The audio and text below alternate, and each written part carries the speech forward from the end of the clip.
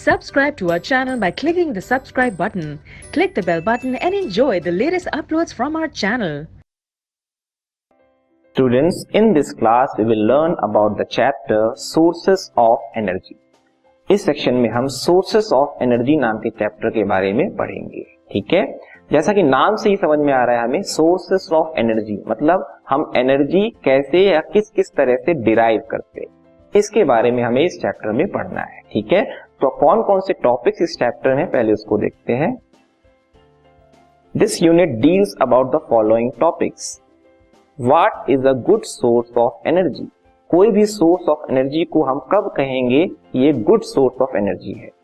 Then conventional sources of energy, ऐसे sources of energy जो हम काफी समय से यूज करते आ रहे हैं उनके बारे में समझेंगे, जैसे कि fossil fuels, thermal power plant, hydro power plant. इससे हम कंटिन्यूसली क्या है जो भी सोर्सेस है या एनर्जी है उसको हम डिराइव करते रहते हैं। ठीक है, देन एक सेक्शन होगा बायोमास से related, means energy from the biomass.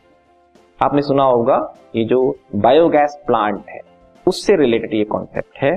Then alternative sources of energy, जिसे हम non conventional sources of energy भी कहते हैं, मतलब जो कन्वेंशनल सोर्सेस ऑफ एनर्जी है उससे अलग हट के कुछ सोर्सेस ऑफ एनर्जी हमने ढूंढी है, जैसे कि solar energy, energy from the sea, geothermal energy and then last is nuclear energy. इनके बारे में हम डिटेल में पढ़ेंगे इस चैप्टर में।